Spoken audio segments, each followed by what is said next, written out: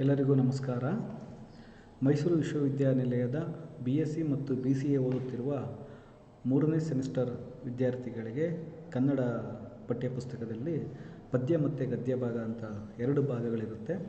ಆ ಗದ್ಯ ಭಾಗದಲ್ಲಿ 2ನೇ ಪಾಠ ಅವಳು ಅಮ್ಮ ಎಂದರೆ ಅಮ್ಮ ಮಾತ್ರ, ಪತ್ರಕರ್ತರಾದಂಥ ರವೀಂದ್ರ ಭಟ್ ಅವರು ಬರೆದಿರುವಂತಹ ಅವಳು ಅಮ್ಮ ಎಂದರೆ ಅಮ್ಮ ಮಾತ್ರ ಅನ್ನುವ ಪ್ರಬಂಧವನ್ನು ನಾನು ನಿಮಗಿವತ್ತು ಪರಿಚಯಿಸಿಕೊಡ್ತೀನಿ.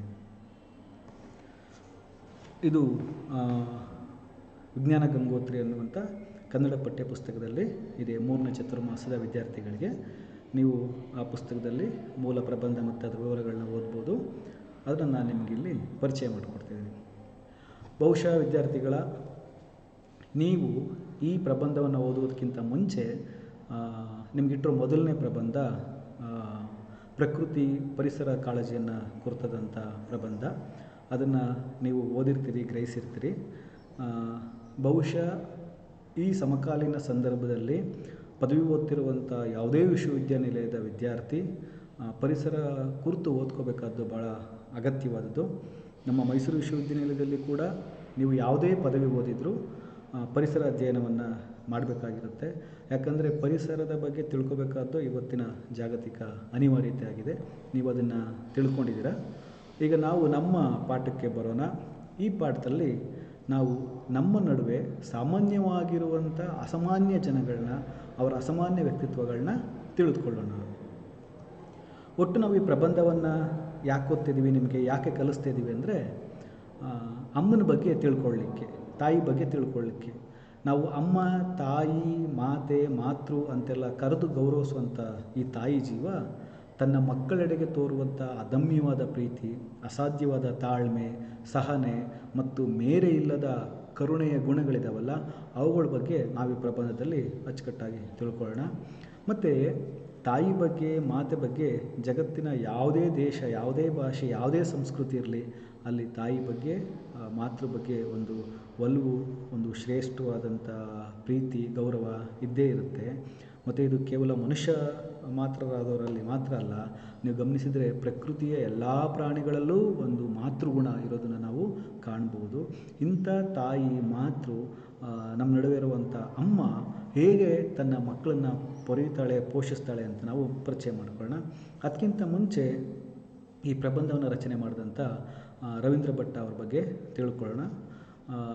ನೀವೆಲ್ಲ ಗಮನಿಸಿರುವಂತೆ ಅವಳು ಅಮ್ಮ ಎಂದರೆ ಅಮ್ಮ ಮಾತ್ರ ಅನ್ನೋ ಈ ಪ್ರಬಂಧವನ್ನು ಸಂವೇದನಾಶೀಲ ಪತ್ರಕರ್ತರಾದಂಥ ರವೀಂದ್ರ ಭಟ್ ಅವರು ರಚಿಸಿದ್ದಾರೆ. ಆ ಸಂವೇದನಾಶೀಲ ಪತ್ರಕರ್ತರಂತ ಹೇಳಿದ್ದನ್ನು ನಾನು ಇಲ್ಲೇ ನಿಮಗೆ ಸ್ಪಷ್ಟಪಡಿಸಿ ಮುಂದಕ್ಕೆ ಹೋಗ್ತೀನಿ.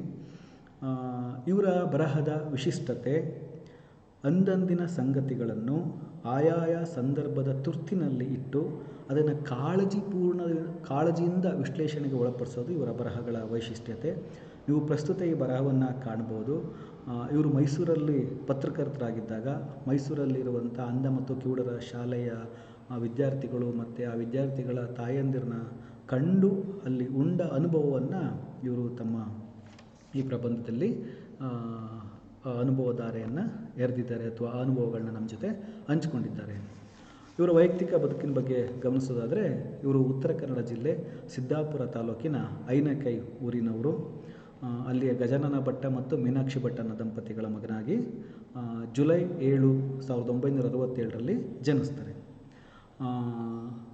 ತಮ್ಮ ಪ್ರಾಥಮಿಕ ವಿದ್ಯಾಭ್ಯಾಸ, ಪ್ರೌಢಶಾಲಾ ವಿದ್ಯಾಭ್ಯಾಸವನ್ನು ಐನಕೈ ಮತ್ತು ಸಿದ್ದಾಪುರದಲ್ಲಿ ಮುಗಿಸಿ ಹೆಚ್ಚಿನ ವಿದ್ಯಾಭ್ಯಾಸವನ್ನು ಅಂದರೆ ಪತ್ರಿಕೋದ್ಯಮ ಮತ್ತು ಸಂವಹನ ಮಾಧ್ಯಮದಲ್ಲಿ ಸ್ನಾತಕೋತ್ತರ ಪದವಿಯನ್ನು ಹತ್ತಿರದ ಕರ್ನಾಟಕ ವಿಶ್ವವಿದ್ಯಾನಿಲಯದಲ್ಲಿ ಧಾರವಾಡದಲ್ಲಿ ಪಡೀತಾರೆ. ಆ ನಂತರ ಬೇರೆ ಬೇರೆ ಪತ್ರಿಕೆಗಳಲ್ಲಿ ಕೆಲಸ ಮಾಡಿ ಕಡೆಗೆ ಪ್ರಜಾವಾಣಿ ಪತ್ರಿಕೆಯಲ್ಲಿ ಕಾರ್ಯನಿರ್ವಾಹಕ ಸಂಪಾದಕರಾಗ್ತಾರೆ. ಅವರು ಮೊದಲಿಗೆ ಅರಗಿಣಿ, ಈ ಸಂಜೆ, ಉದಯವಾಣಿ ಮೊದಲಾದಂಥ ಪತ್ರಿಕೆಗಳಲ್ಲಿ ಕೆಲಸ ಮಾಡಿ ಇವಾಗ ಪ್ರಜಾವಾಣಿಯಲ್ಲಿ ಉನ್ನತ ಹುದ್ದೆಯಲ್ಲಿ ಇದ್ದಾರೆ. ಇವರು ಈ ಪ್ರಬಂಧ ಅಲ್ಲದೆ ಹಲವಾರು ಕೃತಿಗಳನ್ನ ಬರೆದಿದ್ದಾರೆ. ಅವುಗಳನ್ನ ತಿಳ್ಕೊಳ್ಳೋದಾದರೆ ಇವರೇ ಬರಮಾಡಿಕೊಂಡ ಬರ, ಬದುಕು ಮರದ ಮೇಲೆ, ಮೈಸೂರೆಂಬ ಬೆರಗು, ಸಹಸ್ರಪದಿ, ಇವರು ಇಂಥ ಲೇಖನಗಳ ಸಂಕಲನ ಈ ಕೃತಿಗಳು. ಬಹುಶಃ ನಿಮಗೆ ಆ ಕೃತಿಗಳ ಶೀರ್ಷಿಕೆ ನೋಡಿದರೆ ಗೊತ್ತಾಗುತ್ತೆ ಈ ಕೃತಿಗಳು ಏನನ್ನು ಉದ್ದೇಶಿಸಿ ರಚನೆಯಾಗಿದೆ ಅಂತ ಹೇಳ್ಬಿಟ್ಟು. ಬಹುಶಃ ಇವರೇ ಬರಮಾಡಿಕೊಂಡ ಬರ ನೀವು ತೆರೆದು ಓದಿದರೆ ಈಗ ಮತ್ತೆ ನಾವು ತುತ್ತಾಗ್ತಿರುವಂಥ ಅತಿವೃಷ್ಟಿ ಅನಾವೃಷ್ಟಿ ವ್ಯವಸಾಯದಲ್ಲಿ ಕೃಷಿಯಲ್ಲಿ ಏನು ಕಂಡು ಬರ್ತಾ ಇದೆ ಇದ್ರ ಬಗ್ಗೆ ಮಾಡಿಕೊಂಡಂಥ ಇದ್ರ ಬಗ್ಗೆ ಬರೆದಂಥ ಲೇಖನಗಳು ಇವರೇ ಬರಮಾಡಿಕೊಂಡ ಬರ ಕಾಣ್ಬೋದು, ಆ ಕೃತಿಯಲ್ಲಿ ಕಾಣ್ಬೋದು. ಇನ್ನು ಬದುಕು ಮರದ ಮೇಲೆ, ಇದು ಮರವನ್ನು ಎಷ್ಟರ ಮಟ್ಟಿಗೆ ಆಶ್ರಯಿಸಿ ಕೆಲವು ಬುಡಕಟ್ಟುಗಳು ಆದಿವಾಸಿಗಳು ಜೀವನ ಮಾಡ್ತಿದ್ದಾರೆ ಅಂಥವ್ರನ್ನ ಗುರುತಿಸಿ ಬರೆದಿರುವಂಥದ್ದು. ಇವರು ಮೈಸೂರಲ್ಲಿ ಪತ್ರಕರ್ತರಾಗಿ ಇರುವಷ್ಟು ದಿನಗಳಲ್ಲಿ ಆ ಮೈಸೂರಿನ ಬಗ್ಗೆ ಅವರ ಆಲೋಚನೆಗಳು, ಅನಿಸಿಕೆಗಳು, ಅನುಭವಗಳು ಏನಾದವು ಅನ್ನೋದನ್ನು ಆ ಮೈಸೂರೆಂಬ ಬೆರಗು ಕೃತಿ ಬಿಚ್ಚಿಕೊಡುತ್ತೆ. ಜೊತೆಗೆ ಮೈಸೂರಲ್ಲಿ ಪ್ರತಿ ವರ್ಷ ದಸರಾ ನಡೆಯೋದ್ರಿಂದ ಬಹುಶಃ ಈ ಲೇಖನಗಳು ಆ ಕಾಲಮಾನದಲ್ಲಿ ಹೆಚ್ಚು ಪ್ರಸ್ತುತಕ್ಕೊಳಪಡ್ತವೆ ಅಂತ ಅನ್ಬೋದು. ಸಹಸ್ರಪದಿ ಕೂಡ ಇವರ ಲೇಖನಗಳ ಸಂಕಲನ. ಇದಲ್ಲದೆ ಹೆಜ್ಜೇನು, ಅಕ್ಷಯ ನೇತ್ರ ಮತ್ತು ಸಂಪನ್ನರು ಇವರು ಬೇರೆ ಬೇರೆ ವ್ಯಕ್ತಿಗಳನ್ನ ಕುರಿತು ರಚಿಸಿರುವಂಥ ಜೀವನ ಚರಿತ್ರೆಗಳು. ಮೂರನೆಯ ಕಿವಿ ಅನ್ನೋದು ಅನುಭವ ಕಥನ. ಇಂಥವರೂ ಇದ್ದಾರೆ ಜಗದೊಳಗೆ, ಇದೊಂಥರ ರಾಜಕೀಯ ವಿಶ್ಲೇಷಣಾ ಕೃತಿ. ಇವಲ್ಲದೆ ಭಾಳಷ್ಟು ಕೃತಿಗಳನ್ನ ಅವರು ರಚನೆ ಮಾಡಿದ್ದಾರೆ. ಪ್ರಸ್ತುತ ನಾವು ಓದ್ತಿರುವಂಥ ಅವಳು ಅಮ್ಮ ಎಂದರೆ ಅಮ್ಮ ಮಾತ್ರ ಅನ್ನುವಂಥ ಪ್ರಬಂಧವನ್ನು ಈ ಮೂರನೇ ಕಿವಿಯನ್ನು ಅನುಭವ ಕಥನ ಕೃತಿಯಿಂದ ನಾವು ಆಯ್ಕೆ ಮಾಡ್ಕೊಂಡಿದ್ದೀವಿ. ಕ್ರಿಯಾಶೀಲ ಪತ್ರಕರ್ತರಾದಂಥ ರವೀಂದ್ರ ಭಟ್ ಅವರಿಗೆ ಹಲವಾರು ಪ್ರಶಸ್ತಿಗಳು ಲಭ್ಯ ಆಗಿದ್ದಾವೆ.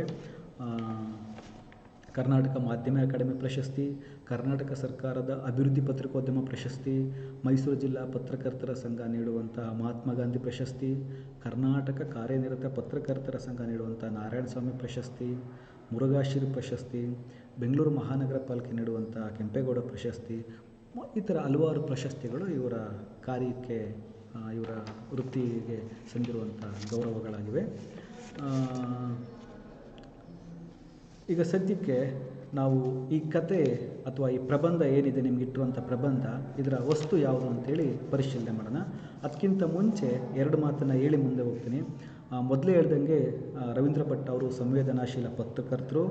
ಅವರು ಅವತ್ತವತ್ತಿನ ಸನ್ನಿವೇಶಗಳನ್ನ, ಘಟನೆಗಳನ್ನ ಆಯಾ ಸಂದರ್ಭದ ತುರ್ತಿನಲ್ಲಿಟ್ಟು ತಮ್ಮ ಸಂವೇದನಾಶೀಲತೆಯಿಂದ ಅದಕ್ಕೊಂದು ಅಕ್ಷರ ರೂಪವನ್ನು, ಬರಹ ರೂಪವನ್ನು ಕೊಡ್ತಾರೆ. ಕಾಳಜಿಯಿಂದ ಅವುಗಳನ್ನ ಬರೀತಾರೆ ಅಂತ ಹೇಳಿದೆ. ಪತ್ರಕರ್ತರ ಮುಖ್ಯ ಉದ್ಯೋಗ ಅದೇ ಆಗಿದೆ. ಅಂದರೆ ನಮ್ಮ ನಡುವೆ ಆ ಕ್ಷಣದಲ್ಲಿ ಏನು ನಡೆಯುತ್ತೆ ಅದನ್ನು ಸಾಧ್ಯವಾದಷ್ಟು ಯಥಾವತ್ತಾಗಿ ತಂದು ಜನಗಳ ಮುಂದಿಡೋದು. ಹಿಂಗೆ ಮುಂದಿಡಬೇಕಾದ್ರೆ ಆ ವಿಚಾರ, ಆ ಘಟನೆ ಏನು ಭವಿಷ್ಯವನ್ನು ಅಥವಾ ಏನು ಭವಿಷ್ಯದಲ್ಲಿ ಏನಾಗ್ತದೆ ಅನ್ನೋದ್ರ ಬಗ್ಗೆ ಅವರ ಕಾಳಜಿಯಿಂದ ಬರೀಬೇಕು. ಇಲ್ಲಾಂದರೆ ಕೆಲವು ಘಟನೆಗಳು ದುರಂತಗಳಾಗುವಂಥ ಸಾಧ್ಯತೆ ಇರ್ತದೆ. ಅದರಿಂದ ಇವರು ಯಾವುದೇ ವಿಚಾರಗಳನ್ನ, ಸಮಕಾಲೀನ ವಿಷಯಗಳನ್ನ, ಘಟನೆಗಳನ್ನ ನೋಡಿದಾಗ, ಕಂಡಾಗ ಅವನ್ನ ಮಾನವೀಯ ಹಿನ್ನೆಲೆಯಿಂದ ಗುರುತಿಸಿ, ಗಮನಿಸಿ, ಕಾಳಜಿಯಿಂದ ಅವುಗಳನ್ನ ವಿಶ್ಲೇಷಣೆ ಮಾಡಿ ಆಯಾ ಸಂದರ್ಭದ ತುರ್ತಿನ ಘಟನೆಗಳನ್ನ ಸರ್ವಕಾಲಕ್ಕೂ ಸಲ್ಲುವಂತಹ ಪರಿಪ್ರೇಕ್ಷ್ಯದಲ್ಲಿ ಇಟ್ಟು ನೋಡೋ ಪ್ರಯತ್ನವನ್ನು ರವೀಂದ್ರ ಭಟ್ ಅವರು ಮಾಡ್ತಾರೆ. ಆ ಕಾರಣದಿಂದ ಅವರ ಬರಹಗಳು ಭಾಳ ಅಮೂಲ್ಯವಾದವು ಅಂತ ನಾವು ಗಮನಿಸ್ಬೋದು. ಈಗ ಪ್ರಸ್ತುತ ಇಟ್ಟಿರುವಂಥ ಅವಳು ಅಮ್ಮ ಎಂದರೆ ಅಮ್ಮ ಮಾತ್ರ ಅನ್ನೋ ಲೇಖನವನ್ನೇ ನೋಡೋದಾದರೆ, ಈ ಪ್ರಬಂಧದ ಮುಖ್ಯ ಹೂರಣ ಕಿವಿ ಕೇಳದ, ಮಾತು ಬಾರದ ಮಕ್ಕಳಿದಾರಲ್ಲ, ಆ ಮಕ್ಕಳು ಮತ್ತು ಅಂಥ ಮಕ್ಕಳನ್ನು ಇತರೆ ಮಕ್ಕಳಂತೆ ಬೆಳೆಸುವಲ್ಲಿ ಆ ತಾಯಿ ಮಾಡುವಂಥ ಪ್ರಯತ್ನಗಳು, ಇವೆರಡರ ನಡುವೆ ಕಟ್ಟಿಕೊಟ್ಟಿರುವಂಥ ಒಂದು ಆಪ್ತ ಬರಹ ಇದಾಗಿದೆ. ಇಂಥ ಒಂದು ವಿಕಲಚೇತನ ಮಗುವನ್ನು ಅಥವಾ ವಿಶೇಷ ಚೇತನ ಮಗುವನ್ನು ಸಾಮಾನ್ಯ ಚೇತನ ಮಗುವಾಗಿಸಲು, ಇತರ ಮಕ್ಕಳಂತೆ ಆರೋಗ್ಯಕರವಾಗಿ ಅವ್ರ ಜೊತೆ ಬೆರೆಯುವಂಥ, ಆಡುವಂತೆ ಮಾಡುವಲ್ಲಿ ಆ ಮಗುವನ್ನು ಎತ್ತವರು ನಡೆಸುವಂಥ ಆತ್ಯಂತಿಕ ಹೋರಾಟ, ಎಡಬಿಡದ ಹೋರಾಟ, ನಿರಂತರವಾದ ಹೋರಾಟದ ಪ್ರಯತ್ನಗಳು ಈ ಪ್ರಬಂಧದಲ್ಲಿ ಹೇಗೆ ಮೂಡಿಬಂದಿದ್ದೇವೆ ಅಂತೇಳಿ ನಾವು ಇಲ್ಲಿ ಗುರುತಿಸ್ಬೋದು. ಬಹುಶಃ ಎಲ್ಲ ತಾಯಂದಿರೂ ತಮ್ಮ ಮಕ್ಕಳನ್ನು ಭಾಳ ಆಪ್ತವಾಗಿ ಪ್ರೀತಿಸ್ತಾರೆ, ಭಾಳ ಮುದ್ದಿಸ್ತಾರೆ, ಮತ್ತು ಮಕ್ಕಳಿಗೆ ಒಳ್ಳೆಯ ವಿದ್ಯೆ, ಬುದ್ಧಿ ಮತ್ತೊಂದೆಲ್ಲ ಕಲಿಸ್ತಾರೆ. ಇದು ಸಹಜವಾಗಿ ಲೋಕಾರೂಢಿಯಾಗಿ ಎಲ್ಲ ಅಮ್ಮಂದಿರು ತಮ್ಮ ಮಕ್ಕಳಿಗೆ ಮಾಡುವಂಥ ಕೆಲಸವೇ. ಆದರೆ ಈ ಸಂದರ್ಭದಲ್ಲಿ ಅಂದರೆ ಮಗು ಕಿವುಡಾಗಿ ಆ ಕಾರಣದಿಂದ ಮಾತು ಕಲಿಲಾರದಂಥ ಮಗು, ಅದು ಗೊತ್ತಾಗುತ್ತೆ, ಕ್ರಮೇಣ ಗೊತ್ತಾಗ್ತಾ ಹೋಗುತ್ತೆ ತಾಯಿಗೆ. ಅಂಥ ಮಗುವನ್ನು ಸಾಮಾನ್ಯ ಮಗುವಾಗಿಸುವಂಥ ಪ್ರಕ್ರಿಯೆ ಇದೆಯಲ್ಲ, ಇದು ಸುಲಭ ಸಾಧ್ಯ ಅಲ್ಲ. ಬಹುಶಃ ಆ ಮಗುವಿನ ತಾಯಿ ಬಿಟ್ಟರೆ ಇನ್ಯಾರೂ ಆ ಕೆಲಸವನ್ನು ಯಶಸ್ವಿಯಾಗಿ ಮಾಡಲಾರರು ಅನ್ನುವಂಥ ಒಂದು ಸನ್ನಿವೇಶ ಸಂದರ್ಭ ಇರ್ತದೆ. ಅಂಥ ಸನ್ನಿವೇಶಗಳನ್ನ ಸಂದರ್ಭಗಳನ್ನ ಸವಾಲಾಗಿ ಸ್ವೀಕರಿಸಿ ತನ್ನ ಕರುಳ ಕುಡಿಗಳಿಗೆ ಮಾತು ಕಲಿಸೋ ಸಲುವಾಗಿ ತನ್ನ ಹೆತ್ತ ಮಗುವನ್ನು ತಾನು ಹೆತ್ತ ಮಗುವನ್ನು ಸಾಮಾನ್ಯ ಮಗುವಾಗಿ ಸಮಾಜದಲ್ಲಿ ಎಲ್ಲರಿಂದ ಮನ್ನಣೆ ಪಡೆಯುವಂಥ ಮಗುವಾಗಿ ಬೆಳೆಸಲಿಕ್ಕೆ ಆ ತಾಯಿ ಪಡೋ ಪ್ರಯತ್ನ ಇದೆಯಲ್ಲ, ಅದಕ್ಕೋಸ್ಕರ ಆಕೆ ತನ್ನ ವೈಯಕ್ತಿಕ ಹಿತಾಸಕ್ತಿಗಳನ್ನ, ಸಂತೋಷವನ್ನು, ಆನಂದವನ್ನು ಬದಿಗೊತ್ತಿ ತನ್ನ ಕರುಳ ಕುಡಿಯನ್ನು ಸರಿ ಮಾಡಲಿಕ್ಕೆ ಎಡೆಬಿಡದೆ ನಡೆಸುವ ಹೋರಾಟವನ್ನು ಅವರು ರವೀಂದ್ರ ಭಟ್ ಅವರು ಭಾಳ ಮನಮಿಡಿಯೋ ಥರ ಕಲಿಸ್ಕೊಟ್ಟಿದ್ದಾರೆ. ಬಹುಶಃ ಈ ಚಿತ್ರಗಳಲ್ಲಿ ನೀವು ತಾಯಂದಿರು ತಮ್ಮ ಮಕ್ಕಳನ್ನು ಸರಿ ಮಾಡಲಿಕ್ಕೆ ಯಾವ ಕ್ರಮ ತಗೊಳ್ತಾರೆ ಅಂತ ಈ ಚಿತ್ರಗಳಲ್ಲಿ ಗಮನಿಸ್ಬೋದು. ವಿಶೇಷ ಏನಂದರೆ ಇಲ್ಲಿ ಮಕ್ಕಳು ಅಂಧ ಮತ್ತು ಕಿವುಡರ ಶಾಲೆಗೆ ಮಕ್ಕಳಷ್ಟೇ ಹೋಗೋದಿಲ್ಲ, ಆ ಮಕ್ಕಳ ಜೊತೆಗೆ ಮಕ್ಕಳನ್ನು ನೋಡ್ಕೊಳ್ಳಿಕ್ಕೆ ಮತ್ತು ಮಕ್ಕಳಿಗೆ ತರಬೇತಿ ನೀಡಲಿಕ್ಕೆ ಆ ಮಕ್ಕಳ ತಾಯಂದಿರೂ ಕೂಡ ಹೋಗಬೇಕಾಗತ್ತೆ. ಅಂದರೆ ಇಂಥ ಶಾಲೆಯನ್ನು ಕಲಿತು ಮಕ್ಕಳನ್ನು ಎತ್ತು ಈಗಾಗಲೇ ವಿರಾಮದ ಹಂತದಲ್ಲಿರಬೇಕಾದಂಥ ತಾಯಂದಿರು ತಮ್ಮ ಮಕ್ಕಳಿಗೋಸ್ಕರ ಮತ್ತೆ ಶಾಲೆಯಲ್ಲಿ ಹೋಗಿ ಕೂರಬೇಕಾದಂಥ ಸನ್ನಿವೇಶಕ್ಕೆ ಒಳಗಾಗ್ತಾರೆ. ಅದನ್ನು ಅವರು ಅನಿವಾರ್ಯವಾಗಿ ಮಾಡ್ತಾರೆ. ಯಾಕೆ ಇಷ್ಟೆಲ್ಲ ಜವಾಬ್ದಾರಿ ತಾಯಿ ಮೇಲೆ ಬೀಳುತ್ತೆ ಅಂತ ನಾವು ಗಮನಿಸೋದಾದರೆ, ನಾವು ಮೊದಲೇ ಅಂದ್ಕೊಂಡಿದ್ದೀವಿ ತಾಯಿಯೇ ಮೊದಲ ಗುರು. ನಾವೆಲ್ಲ ಒಪ್ಕೊಂಡಿರ್ತೀವಿ ಮತ್ತು ಅದು ನಿಜ ಕೂಡ. ಏಕೆಂದರೆ ನಮಗೆ ಮಾತಿನಿಂದ, ಅಕ್ಷರಾಭ್ಯಾಸದಿಂದ, ನಡೆಯೋದ್ರಿಂದ, ನಮ್ಗೆ ಹೆಂಗೆ ಗುರುತಿಸ್ಬೇಕು ವಸ್ತುಗಳನ್ನ ಎಲ್ಲದರಿಂದ ಹಿಡಿದು ತಾಯಿಯೇ ಮೊದಲ ಗುರು. ಸೊ ಮನೆಯೇ ಮೊದಲ ಪಾಠಶಾಲೆ, ತಾಯಿಯೇ ಮೊದಲ ಗುರು, ಇದರಲ್ಲಿ ಯಾವ ವ್ಯತ್ಯಾಸ ಇಲ್ಲ. ಆದರೆ ಈ ಪ್ರಬಂಧವನ್ನು ನಾವು ಓದಿದ ಮೇಲೆ, ಅವಳು ಅಮ್ಮ ಎಂದರೆ ಅಮ್ಮ ಮಾತ್ರ ಅನ್ನೋ ಪ್ರಬಂಧವನ್ನು ಪೂರ್ಣವಾಗಿ ಓದಿದ ಮೇಲೆ ವಿಶೇಷ ಚೇತನ ಮಕ್ಕಳು ಏನಿದ್ದಾರೆ, ಕಿವುಡು ಮಕ್ಕಳಿದ್ದಾರಲ್ಲ, ಅವ್ರಿಗೆ ತಾಯಿ ಮೊದಲ ಗುರು ಅಷ್ಟೇ ಅಲ್ಲ, ಮೊದಲ ಗುರು, ಕಡೆಯ ಗುರು, ಎಲ್ಲ ಗುರು, ಸರ್ವ ರೀತಿಯಲ್ಲಿ ಕಲಿಸುವ ಗುರು ತಾಯಿ ಆಗಿರ್ತಾಳೆ. ಏಕೆಂದರೆ ಆ ಮಕ್ಕಳು ಶಾಲೆಗೆ ಹೋದಾಗ ಅಲ್ಲಿಯ ಶಿಕ್ಷಕರಿಂದ ಅವ್ರಿಗೊಂದು ಮಟ್ಟದ ತರಬೇತಿ ಸಿಗ್ಬೋದು, ಆದರೆ ಅದನ್ನು ಪ್ರಾಕ್ಟಿಕಲ್ಲಾಗಿ ಮಕ್ಕಳಿಗೆ ಉಣಬಡಿಸೋಳು, ಆ ಪ್ರಾಕ್ಟಿಕಲಾಗಿ ಮಕ್ಕಳು ಅದನ್ನು ಅಳವಡಿಸ್ಕೋಬೇಕು ಅಂತ ಅದನ್ನು ಮಾಡೋಳು ತಾಯಿನೇ ಆಗಿರ್ತಾಳೆ. ಅಷ್ಟು ಒತ್ತಾಸೆಯಿಂದ ಉಳಿದವ್ರು ಯಾರು ಕಲಿಸ್ಲಿಕ್ಕೆ ಸಾಧ್ಯ ಇಲ್ಲ. ಅದರಿಂದ ತಾಯಿಯೇ ಮೊದಲ ಗುರು, ಅಮ್ಮ ಮೊದಲ ಗುರು ಅನ್ನೋದನ್ನು ಆ ಮಕ್ಕಳ ಮಟ್ಟಿಗೆ ತಾಯಿ ಸರ್ವಗುರು ಅಂತೇಳಿ ನಾವು ಅನ್ಕೋಬೇಕಾಗತ್ತೆ. ಆ ಥರದೊಂದು ಸಂದರ್ಭವನ್ನು, ಅಂಥ ಹಲವಾರು ಸಂದರ್ಭಗಳನ್ನ ಲೇಖಕರು ಈ ಪ್ರಬಂಧದಲ್ಲಿ ಕಟ್ಟಿಕೊಡ್ತಾರೆ. ಇಂಥ ಕಿವುಡು ಮಕ್ಕಳಿಗೆ ಮಾತು ಕಲಿಸುವಂಥ ಸಂದರ್ಭದಲ್ಲಿ ಆ ತಾಯಿ, ಅಂದರೆ ಆ ಮಗುವಿನ ತಾಯಿ ತೋರುವಂಥ ತಾಳ್ಮೆ, ಏಕಾಗ್ರತೆ, ಮಗುವಿಗೆ ಮಾತು ಕಲಿಸೋದು ಬಿಟ್ಟರೆ ಅವಳಿಗೆ ಬೇರೆ ಪ್ರಪಂಚವೇ ಇಲ್ಲ ಅನ್ನೋ ಥರ ಇರುವಂಥ ಏಕಾಗ್ರತೆ, ಮಗು ಏನೇ ಮಾಡಿದರೂ ಕಲಿಲ್ಲ ಅಂದರೂ ಮತ್ತೆ 10 ಸಲ 20 ಸಲ 100 ಸಲ ಕಳಿಸುವಂಥ ತಾಳ್ಮೆ, ಆ ಮಗುವಿನ ಅಂದರೆ ತಿಳುವಳಿಕೆ ಇಲ್ಲದೆ ಮಾಡುವಂಥ ಕೆಲಸಗಳನ್ನ ಸಹಿಸ್ಕೊಳ್ಳುವಂಥ ಸಹನಶೀಲ ಗುಣಗಳು, ಇದನ್ನು ನೋಡಿದವರಲ್ಲಿ ಧನ್ಯತಾ ಭಾವವನ್ನು ಮೂಡಿಸುತ್ತೆ. ಮತ್ತು ಈ ಥರದ್ದೊಂದು ಸಹನೆ, ತಾಳ್ಮೆ, ಏಕಾಗ್ರತೆ ಎತ್ತ ತಾಯಿಗಲ್ಲದೆ ಬೇರೆಯವ್ರಿಗೆ ಬರಲಿಕ್ಕೆ ಸಾಧ್ಯ ಇಲ್ಲ ಅಂತ ಈ ಪ್ರಬಂಧನ ಪೂರ್ತಿ ಓದಿದರೆ ನಮಗೆ ಗೊತ್ತಾಗ್ತದೆ. ಬಹುಶಃ ಇಂಥ ತಾಯಂದಿರಲ್ಲದೆ ಎಲ್ಲ ತಾಯಂದಿರು ಅಷ್ಟೇ, ಯಾವಾಗಲೂ ಅವರು ತನ್ನ ಮಕ್ಕಳ ಪಾಲಿನ ಜೀವಸೆಲೆ ಆಗಿರ್ತಾಳೆ ತಾಯಿ. ಅಂದರೆ ಯಾವುದೇ ಮಗು ಏನೇ ಸಾಧನೆ ಮಾಡಬೇಕು ಅಂದರೂ ಅದು ಬಾಲ್ಯದಲ್ಲಿ ಅದಕ್ಕೆ ಸಿಕ್ಕಂಥ ಅನುಭವಗಳು, ಅವಕಾಶಗಳು, ಆ ತಾಯಿ ಸೃಷ್ಟಿ ಮಾಡಿಕೊಟ್ಟಂಥ ವಾತಾವರಣವೇ ಕಾರಣ ಆಗಿರುತ್ತೆ. ಇದನ್ನು ಯಾರೂ ಅಲ್ಲೆಗೆಳೆಯಲಾರರು. ಅಂತ ಶಿವಾಜಿ ಅಂತ ಒಬ್ಬ ದೊಡ್ಡ ಮನುಷ್ಯ ನಿರ್ಮಾಣ ಆಗಲಿಕ್ಕೆ ಅವನ ತಾಯಿ ಜೀಜಾಬಾಯಿಯ ಪೋಷಣೆ ಕಾರಣ ಅಂತ ನಾವು ಓದ್ತೀವಿ. ಇದು ಬಹುಶಃ ಎಂಥ ದೊಡ್ಡ ಮನುಷ್ಯರಾದರೂ ಕೂಡ ಆ ತಾಯಿಯ ಚಿಕ್ಕ ವಯಸ್ಸಿನಲ್ಲಿ ತಾಯಿಯಿಂದ ಪಡೆದಂಥ ಅನುಭವಗಳು, ತಿಳುವಳಿಕೆಗಳು ಮುಂದೆ ಅವ್ರನ್ನ ಕಾಪಾಡ್ತವೆ ಅಂತ. ಆ ರೀತಿಯಲ್ಲಿ ತಾಯಿ ಯಾವತ್ತೂ ತನ್ನ ಮಗುವಿನ ಪಾಲಿಗೆ ಜೀವಸೆಲೆ ಆಗಿರ್ತಾಳೆ. ಮಕ್ಕಳಿಗೆ ಸದಾ ಸ್ಫೂರ್ತಿ ತುಂಬಿ ಮಕ್ಕಳ ಮೇಲೆ ಪ್ರೀತಿ ಮಮತೆಯ ಮಳೆ ಕರೆದು ಅವರ ಸಾಮರ್ಥ್ಯವನ್ನು ಜಾಗೃತಗೊಳಿಸಿ, ನೀನು ಇಂಥವನು, ನೀನು ಹಿಂಗೆ ಮಾಡ್ತೀಯ ಅಂತ ಪ್ರತಿಕ್ಷಣ ಹೇಳ್ಕೊಡ್ತಿರ್ತಾಳೆ ಸಾಮಾನ್ಯ ಮಕ್ಕಳಿಗೆ. ಇದು ಇಂಥ ವಿಶೇಷ ಚೇತನ ಮಕ್ಕಳಲ್ಲಿ ಹೆಚ್ಚಾಗಿರ್ತದೆ. ಎಷ್ಟು ಹೆಚ್ಚಾಗಿರ್ತದೆ ಅಂದರೆ ಅದನ್ನು ನಾವು ಅಗಣಿತ, ಅದನ್ನು ಹೇಳೋಕ್ಕಾಗಲ್ಲ. ಯಾಕೆಂದರೆ ಸಾಮಾನ್ಯ ಮಕ್ಕಳಿಗೆ 1-2 ಸಲ ಹೇಳಿದರೆ ಆ ಮಕ್ಕಳು ಕೇಳಿ ಕಲಿತು ಅಳವಡಿಸ್ಕೊಂಡು ತಾಯಿಗೆ ವಾಪಸ್ ತೋರಿಸ್ಬೋದು. ಆದರೆ ಇದೇ ಪ್ರಕ್ರಿಯೆಯನ್ನು ಈ ವಿಶೇಷ ಚೇತನ ಮಕ್ಕಳು ಮಾಡ್ತಾರೆ ಅಂತ ನಾವು ಹೇಳೋಕ್ಕಾಗಲ್ಲ. ಆ ಸಂದರ್ಭದಲ್ಲಿ ಆ ಮಕ್ಕಳಿಗೆ ಆ ತಾಯಿ ಕಲಿಸೋಕ್ಕೆ, ಆ ಮಕ್ಕಳನ್ನ ಬೆಳೆಸೋಕ್ಕೆ, ಆ ಮಕ್ಕಳನ್ನ ಇತರರಲ್ಲಿ ಒಬ್ಬರನ್ನಾಗಿ ಮಾಡಲಿಕ್ಕೆ ಅವಳು ಇಡೀ ಬದುಕನ್ನು, ಇಡೀ ಶ್ರಮವನ್ನು, ಇಡೀ ಸಾಮರ್ಥ್ಯವನ್ನು ವಿನಿಯೋಗಿಸ್ತಾಳೆ ಅನ್ನೋದನ್ನು ನಾವು ಇದ್ರ ಮೂಲಕ ತಿಳ್ಕೊಬೋದು. ಇಂಥ ವಿಶೇಷ ಚೇತನ ಮಕ್ಕಳು ಕೂಡ ಎಷ್ಟರ ಮಟ್ಟಿಗೆ ತಮ್ಮ ಅಮ್ಮಂದಿರಿಗೆ ಅಂಟ್ಕೊಂಡಿರ್ತಾರೆ ಅಂದರೆ ಅವರ ನಗು, ಅಳು, ಸಾಂತ್ವನ, ಭರವಸೆ, ಆಟ, ಪಾಠ, ಬೆಳವಣಿಗೆ ಎಲ್ಲಕ್ಕೂ ಅವು ತಮ್ಮ ಅಮ್ಮಂದಿರನ್ನೇ ಅವಲಂಬಿಸಿರ್ತವೆ. ಅಮ್ಮನ ಸೆರಗು, ಅಮ್ಮನ ಮಡಿಲು, ಅಮ್ಮನ ಪ್ರೋತ್ಸಾಹ, ಅವ್ರಿಗೆ ಭಾಳ ಬೆಳಕಾಗಿರ್ತದೆ. ಯಾಕೆ ಅಂದರೆ ಆರೋಗ್ಯವಂತ ಮಕ್ಕಳು ಬೆಳೀತಾ ಬೆಳೀತಾ ಅಮ್ಮಂದಿರ ಕೈ ಬಿಟ್ಟು ತನ್ನ ಸಹಪಾಠಿಗಳ ಜೊತೆಗಾರರ ಜೊತೆ ಹೋಗ್ತಾ ಆಟ ಆಡ್ತಾ ಅಲ್ಲಿರ್ತಾ ಒಂದೊಂದಾಗಿ ಒಳ್ಳೆಯದು ಕೆಟ್ಟದ್ದು ಅಲ್ಲಿ ಕಲಿತಾ ಹೋಗ್ತವೆ. ಅಂದರೆ ಒಂದಷ್ಟು ಸಮಯ ಆದಮೇಲೆ ತಾಯಿ ಕೈ ಬಿಡ್ತವೆ. ಅವು ಸಾಮಾನ್ಯ ಮಕ್ಕಳು, ಆರೋಗ್ಯವಂತ ಮಕ್ಕಳು. ಆದರೆ ವಿಶೇಷ ಚೇತನ ಮಕ್ಕಳು ತಮಗಿರುವಂತಹ ನ್ಯೂನ್ಯತೆಯ ಕಾರಣವಾಗಿ ಸುಲಭವಾಗಿ ಇತರೆ ಮಕ್ಕಳ ಜೊತೆ ಸೇರಿದ್ರೂ ಆ ಮಕ್ಕಳು ಇವರನ್ನು ತಮ್ಮಲ್ಲಿ ಒಂದಾಗಿ ಮಾಡ್ಕೊಳ್ಳುವಂಥ ಸಾಧ್ಯತೆ ಕಮ್ಮಿ ಇರ್ತದೆ. ಛೇಡಿಸೋದು ಅಥವಾ ಗುಂಪಿನಿಂದ ಹೊರ ಹಾಕೋದು ಅಥವಾ ಹೀಯಾಳಿಸೋದು ಈ ಥರದ್ದು ಇರ್ತದೆ. ಅದರಿಂದ ಅಲ್ಲಿ ಬಿಟ್ಟು ಮತ್ತೆ ಆ ಮಕ್ಕಳು ಕೀಳಿರಿಮೆಯನ್ನು ಅನುಭವಿಸೋದ್ರ ಬದಲು ತಾಯಿಯೇ ಅವುಗಳ ಪಾಲನೆ ಪೋಷಣೆ ಮಾಡಿಕೊಂಡು ತನ್ನೊಟ್ಟಿಗೆ ಇಟ್ಕೊಂಡು ಎಲ್ಲವನ್ನು ಕಲಿಸ್ಲಿಕ್ಕೆ ಪ್ರಯತ್ನ ಪಡ್ತಾಳೆ. ಆ ಮಕ್ಕಳಾದರೂ ಅಷ್ಟೇ ಎಲ್ಲಕ್ಕೂ ತನ್ನ ತಾಯಿಯನ್ನೇ ಆಶ್ರಯಿಸಿ ಅವರಿಂದಲೇ ತಮಗೆ ಬೇಕಾದಂಥದ್ದು ಎಲ್ಲವನ್ನು ಪಡ್ಕೊಳ್ಳೋ ಪ್ರಯತ್ನವನ್ನು ಮಾಡ್ತಾರೆ. ಸೊ ಮೊದಲೇ ಹೇಳ್ದಂಗೆ ಈ ಪ್ರಬಂಧದ ಪ್ರಾರಂಭದಲ್ಲಿ ವಿಶೇಷ ಚೇತನ ಮಕ್ಕಳ ತಾಯಂದಿರ ಬಗ್ಗೆ ಅವ್ರು ಹೇಳ್ತಾರೆ ಲೇಖಕರು. ಅವಳು ಅಂದರೆ ಆ ತಾಯಿ, ಆ ಮಗುವಿನ ತಾಯಿ, ಅವಳು ಅಮ್ಮ ಅಂದರೆ ಅಮ್ಮ ಮಾತ್ರ. ಅದರ ಅರ್ಥ ಒಬ್ಬ ವಿವಾಹಿತ ಹೆಣ್ಣುಮಗಳು ಮದುವೆಯಾಗಿ ಗಂಡನ ಮನೆಗೆ ಬಂದಮೇಲೆ ಅವಳ ಸೊಸೆಯಾಗಿ, ಗಂಡನಿಗೆ ಹೆಂಡತಿಯಾಗಿ, ಆ ಗಂಡನ ತಂಗಿ ತಮ್ಮಂದಿರಿಗೆ ಅತ್ತಿಗೆಯಾಗಿ, ಆ ಗಂಡನ ಅಣ್ಣಂದಿರು ಅಕ್ಕಂದಿರಿಗೆ ನಾದ್ನಿಯಾಗಿ, ಇನ್ನುಳಿದ ಆರೋಗ್ಯವಂತ ಮಕ್ಕಳಿಗೆ ತಾಯಿಯಾಗಿ ಹಲವು ಪಾತ್ರಗಳನ್ನ ನಿರ್ವಹಿಸಬೇಕಾಗತ್ತೆ ಈ ಥರದ ಅಮ್ಮಂದಿರು.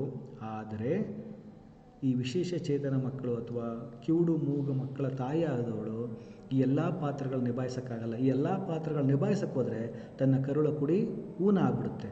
ಅದರಿಂದ ಈ ಎಲ್ಲ ಪಾತ್ರಗಳನ್ನ ತ್ಯಜಿಸಿ ಸೊಸೆ, ನಾದ್ನಿ, ಅತ್ತಿಗೆ, ಈ ಥರ ಮಕ್ಕಳಿಗೆ ಅಮ್ಮ, ಪತ್ನಿ, ಈ ಥರದ ಎಲ್ಲ ಪಾತ್ರಗಳನ್ನ ಒಂದು ಕಡೆಗೆ ಇಟ್ಟು ಅವರೆಲ್ಲದರಿಂದ ನಿವೃತ್ತಿ ತಗೊಂಡು ವಿರಕ್ತಿ ಪಡೆದು ಕೇವಲ ತನ್ನ ಕಿವುಡು ಮಗುವಿನ ತಾಯಿಯಾಗಿ ಮಾತ್ರ ಆ ಮಗುವಿಗೆ ಮಾತು ಕಲಿಸುವ, ಲೋಕ ತಿಳಿಸುವ, ಬುದ್ಧಿ ಕಲಿಸುವವಳಾಗಿ ಮಾತ್ರ ಉಳ್ಕೊಳ್ತಾಳೆ.